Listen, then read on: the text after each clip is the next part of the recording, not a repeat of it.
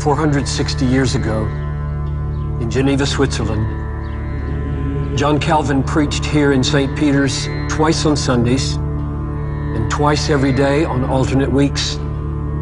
Those were the days when the Reformation was in high gear. The Word of God and the precious gospel of grace had been so locked up inside Latin and inside the clerical priesthood that when it began to break out, it shaped Calvin's whole perspective on life and ministry and everything.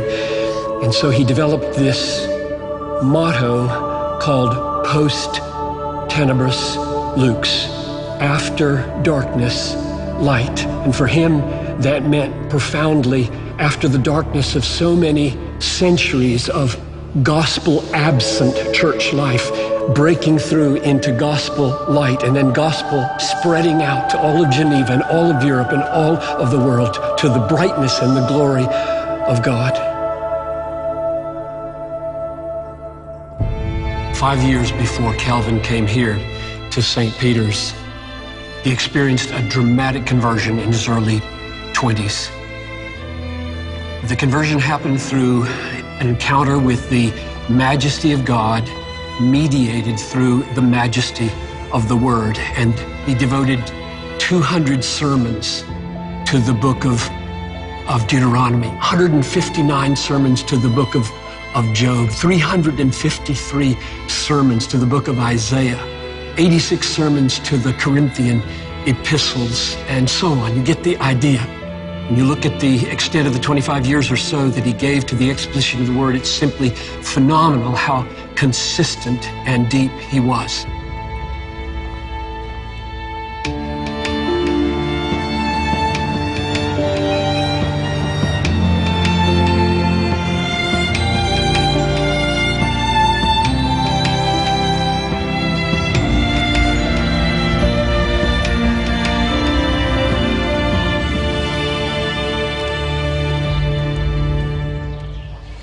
The city of Geneva, where Calvin ministered for 25 years in the 16th century, was a place of suffering. He was born in 1509 into a world that was harsh and immoral and brutal. There were no antibiotics.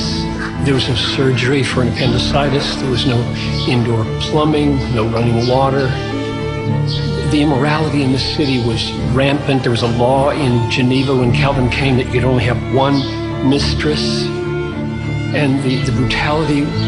Imagine getting a letter from a family whose son had died because he was burned alive for something you taught him.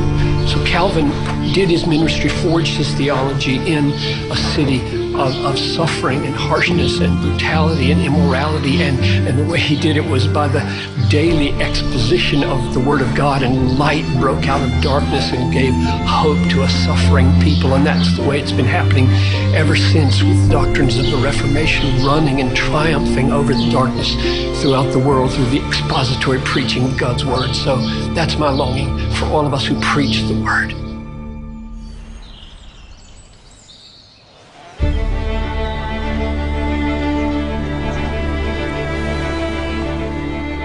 Some things change, some things never change.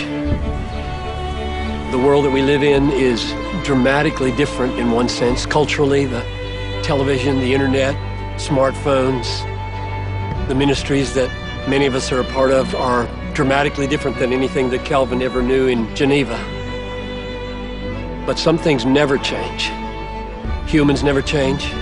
God never changes. The Word of God never changes. And preaching, the essence of preaching, is rooted in God. It's rooted in human beings and the way they are in the image of God. It's rooted in the nature of the Word of God, and therefore preaching isn't altered by the change in culture. It never becomes dispensable.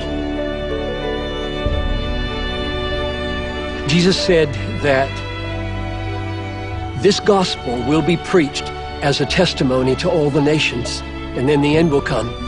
And then at the end, he said, go make disciples of all nations, teaching them to observe all that I've commanded you. So this double testimony and teaching feels right at the heart of what God is calling me to do. The world needs an authentic testimony from a living voice, and the world needs solid teaching about everything that Jesus brought into the world. My transition from the regular preaching ministry at Bethlehem to teaching and preaching with a wider scope simply intensifies the importance of desiring God as the megaphone that is put to the lips of my mouth. And so my prayer is that God will guide me and guide Desiring God in such a way that with my testimony and my effort to be a faithful teacher in God's church, and with Desiring God as a megaphone for the millions of people that are around the world, God will make it a tremendous impact for His glory. God will exalt His name in my life and in the ministry of Desiring God.